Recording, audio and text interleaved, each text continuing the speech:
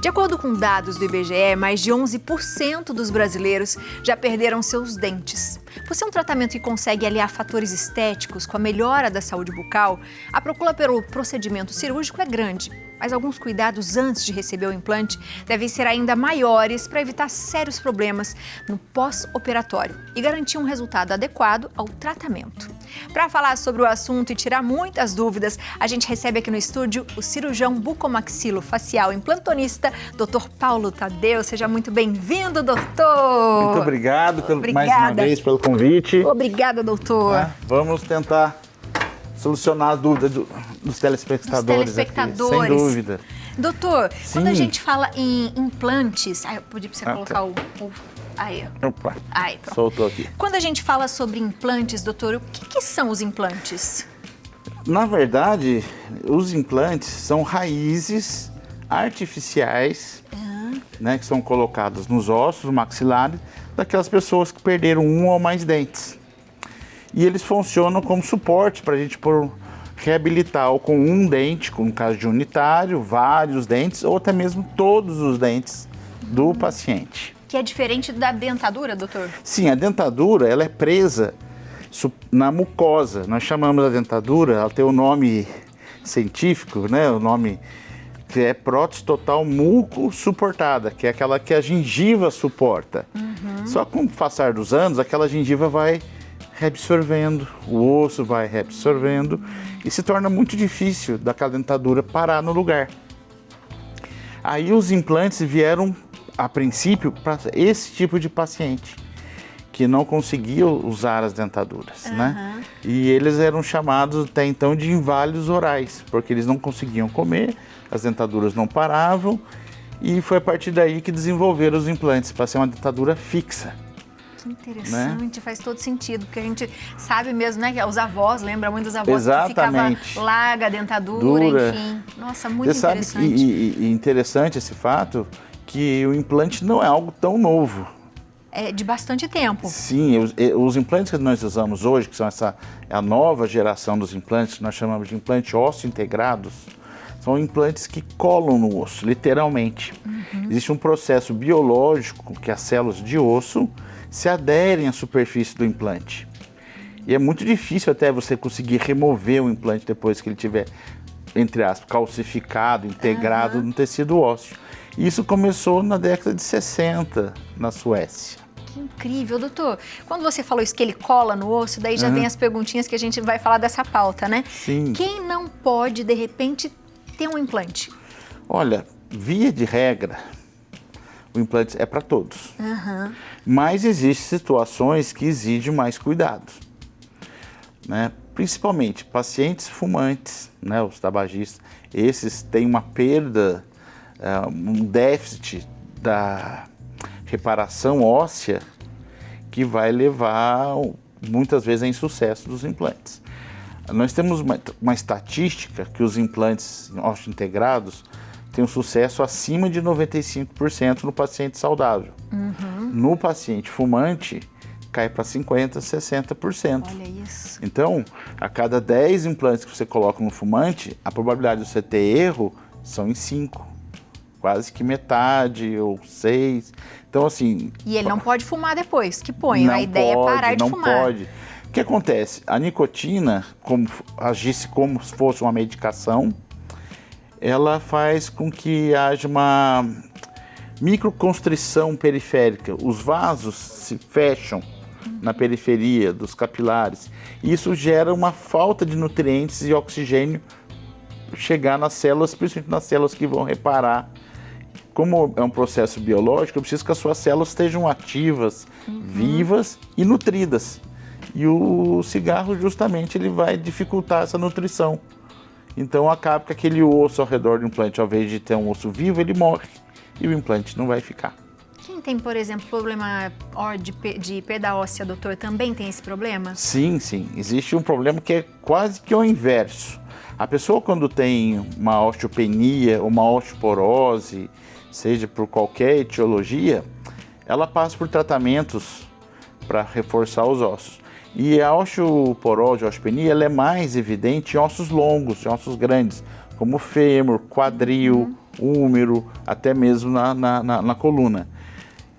Já nos maxilares, a osteopenia e a osteoporose, quando elas chegam lá, o paciente deve estar no estado muito avançado. Por quê? Porque são ossos muito estimulados, né? Nós falamos, nós comemos, então ele recebe muito estímulo, então muito dificilmente você vai ter uma osteoporose desenvolvida na maxila.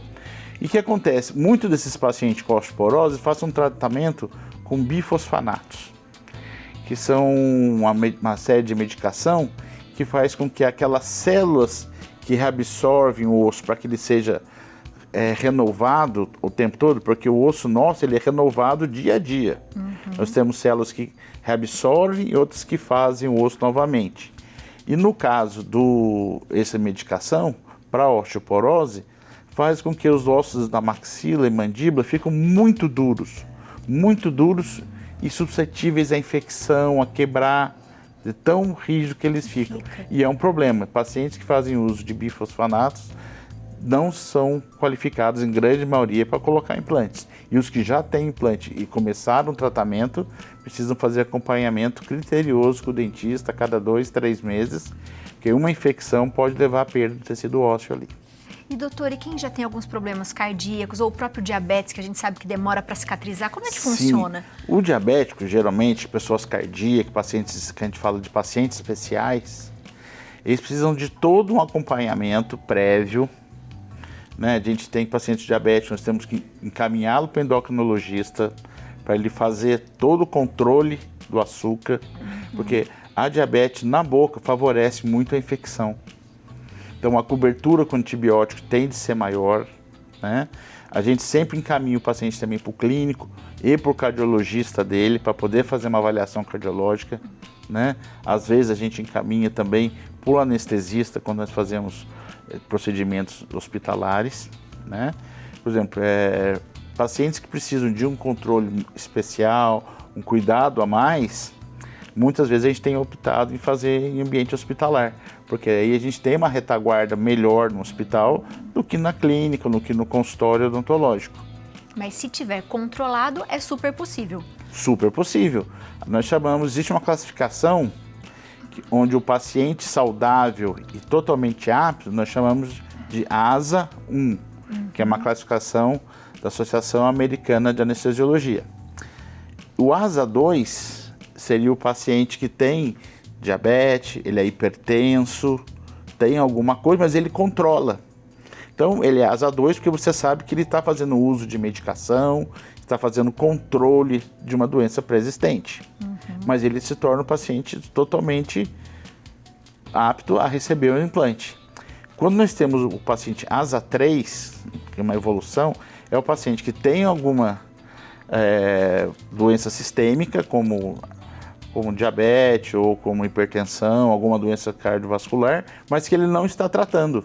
Aí ele já não tem indicação mais para a gente poder fazer procedimento. Por isso que é bom ir ao médico, falar todo o seu histórico, fazer os exames, né, doutor, para de repente não se perder aí no caminho. O que acontece, a gente não pode banalizar o procedimento.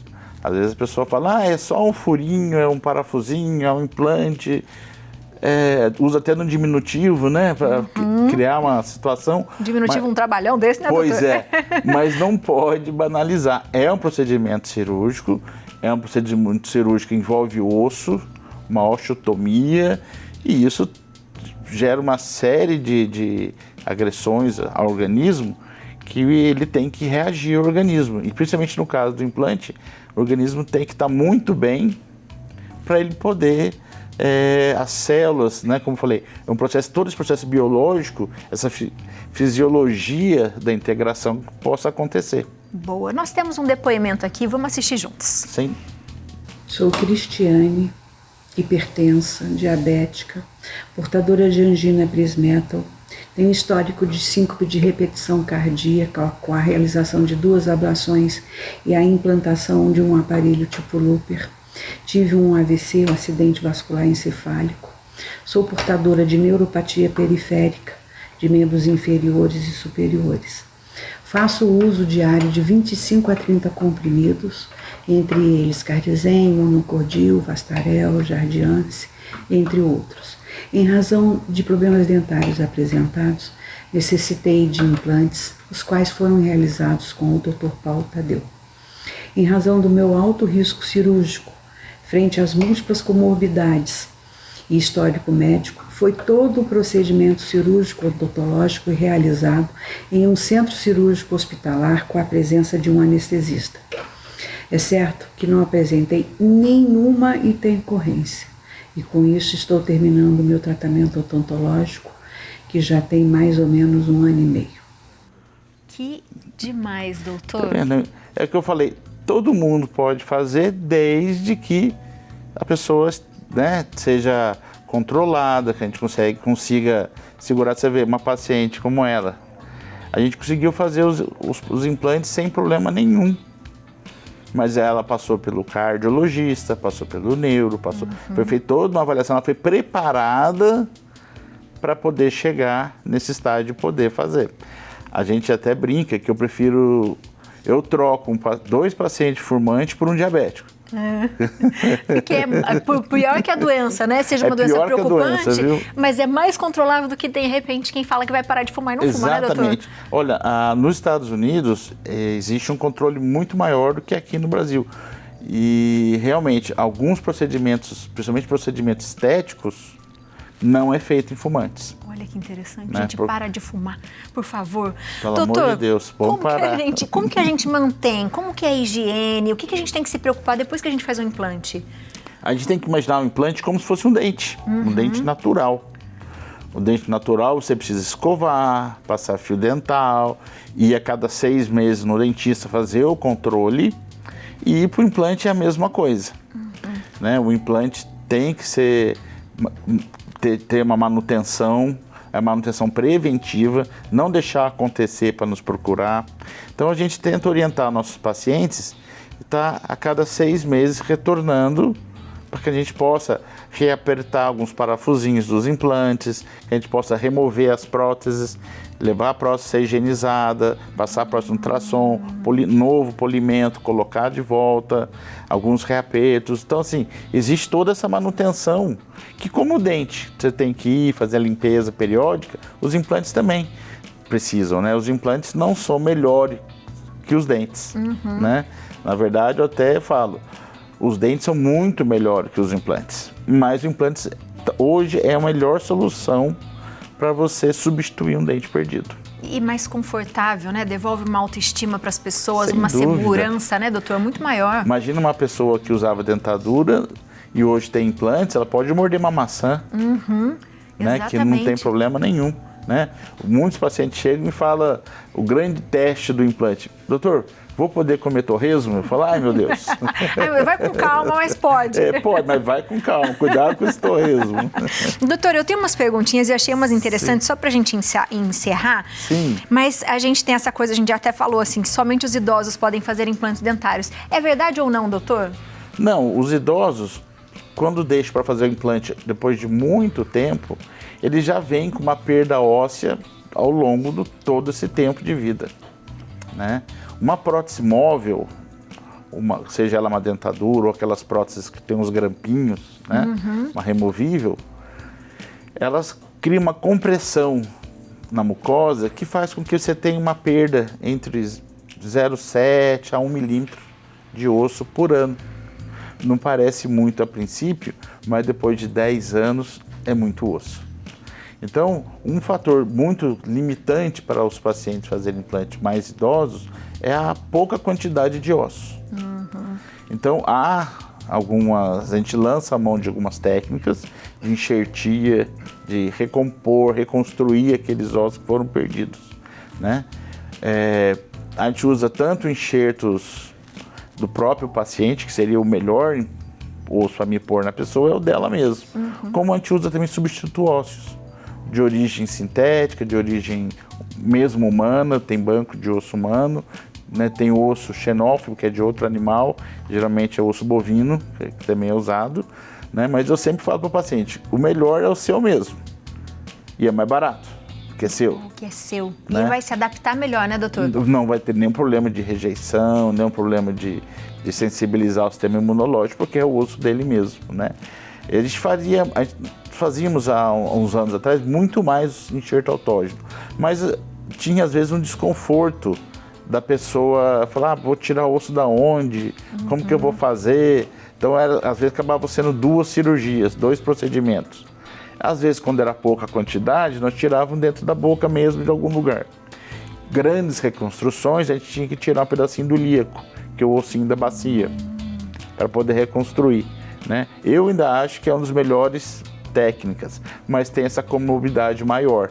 Então, a gente acaba optando, nos casos menores, fazer reconstrução com osso sintético, um substituto ósseo. Tem bons resultados também, mas eu ainda falo, nada melhor do que o da gente pra gente mesmo. Com certeza, doutor, é uma arte, viu?